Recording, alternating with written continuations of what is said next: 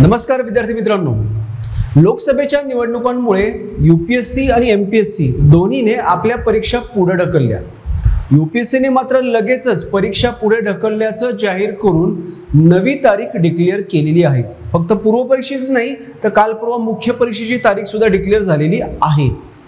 या उलट एमपीएससीने मात्र पूर्व परीक्षा पुढे ढकलली आणि तिची तारीख यथावकाश जाहीर होईल असं सांगितलं आणि पुन्हा एकदा समस्त विद्यार्थी संभ्रमाच्या अवस्थेत गेलेले आहेत की यावर्षी परीक्षा होईल की नाही, होणार तर कधी होणार। अनेक विद्यार्थ्यांचे फोन मेसेज आले की सर परीक्षा होईल का, होणार तर कधी होणार, जूनच्या अखेरीला होईल का, जुलैमध्ये जाईल की नक्की कधी, वी डोंट नो।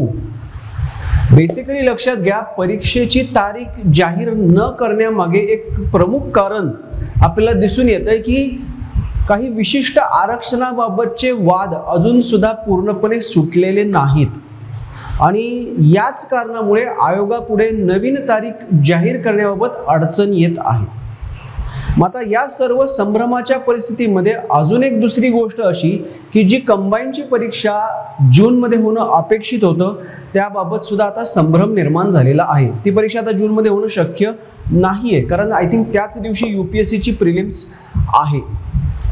सो थोडक्यात काय आपल्याला मुद्दा काय मांडायचा आहे की जर परीक्षा पुढे ढकलली गेली असेल तर तिची तारीख आपल्याला अजून माहीत नसेल तर आपली नक्की कंडिशन काय, आपली स्ट्रॅटेजी काय असली पाहिजे। तर विद्यार्थी मित्रांनो, त्यानिमित्तच मी आजचा हा व्हिडिओ घेऊन तुमच्या समोर येत आहे की परीक्षा होणार, राज्यसेवेची आणि कंबाईन या दोनही परीक्षा 2024 सालच्या या दोनही परीक्षा होणार, निश्चितपणे होणार। त्याबाबत विद्यार्थ्यांनी कुठलाही किंतु परंतु मनात बाळगता कामा नये। पण तारखा आपल्याला माहिती नाहीत, मग अशा परिस्थितीत काय, तर हीच आपली खरी परीक्षा आहे। ज्या वेळेस आपल्या समोर परीक्षेची तारीख नाहीये त्यावेळेस आपण चिकाटीने लढणं हीच आपली खरी परीक्षा आहे। किंबहुना या गोष्टीला आपण थोडंसं सकारात्मकपणे घेणं गरजेचं आहे। रादर त्याच्याशिवाय आपल्यापुढे दुसरा पर्याय नाहीये की या गोष्टीला आपण सकारात्मकपणे घेतलं पाहिजे। सकारात्मकपणे म्हणजे कसं, तर आपल्या परीक्षा पुढे ढकलल्या म्हणजे आपल्याला अभ्यासाला आणखीन जास्त वेळ मिळालेला आहे आणि तो वेळ आपण सत्कारणी लावला पाहिजे।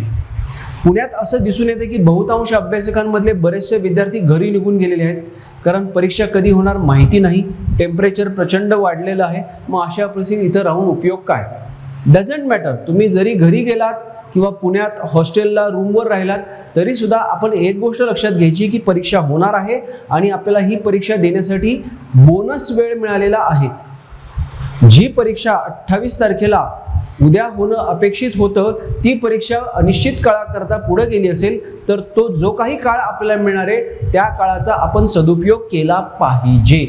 त्या वेळेचा आपण जास्तीत जास्त वापर करा। जे काही आपले अभ्यासाचे टॉपिक बाकी आहेत, जी काही आपली रिव्हिजन बाकी असेल ती लवकरात लवकर व्यवस्थित पूर्ण करा, जेणेकरून जेव्हा कधी परीक्षा होईल त्यावेळेस आपल्याला चांगल्या मार्काने परीक्षा पास होता येईल।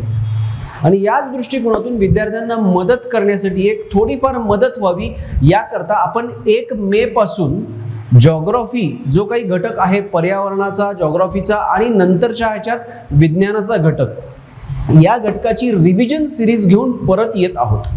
आपण साधारणतः फेब्रुवारी मार्च मध्ये अगदी थोडक्यात काही घटकांची, त्यावेळेस आपल्याला सर्व सिलेबस कव्हर करता आला नाही, काही घटकांची आपण रिव्हिजन घेतली होती। ती रिव्हिजन आता आपण पुन्हा नव्याने सुरू करणार आहोत, कारण आपल्याला माहिती नाही परीक्षा कधी होणार आहे, मग आहे त्या वेळेचा सदुपयोग करायचा। या रिव्हिजनमध्ये आपण आधी जॉग्राफी, मग पर्यावरण आणि मग सायन्स असा एक फ्लो घेणार आहोत। शिवाय त्याच्याबरोबर आपण PYQ डिस्कशन सुद्धा घेणार आहोत। So stay tune with Perspective Academy YouTube channel. We are starting from 1st of May, every day 1 small topic. दररोज 1 मे पासून दररोज एक छोटासा टॉपिक तुमच्या समोर झटपट रिवाइज केला जाईल आणि मग त्यावरील प्रश्नांची चर्चा देखील घेतली जाणार आहे। सो 1 मे पासून दररोज संध्याकाळी 7:30 वाजता आपल्याला पर्स्पेक्टिव्ह अकॅडमीच्या यूट्यूब चॅनलवरती रिव्हिजन सिरीज पुन्हा सुरू झालेली आढळेल। सो प्रत्येकाने या व्हिडिओ लेक्चर्सचा फायदा करून घ्या आणि पर्स्पेक्टिव्ह अकॅडमीच्या यूट्यूब चॅनलला लाईक करा, शेअर करा, सबस्क्राईब करा। Thank you and all the best.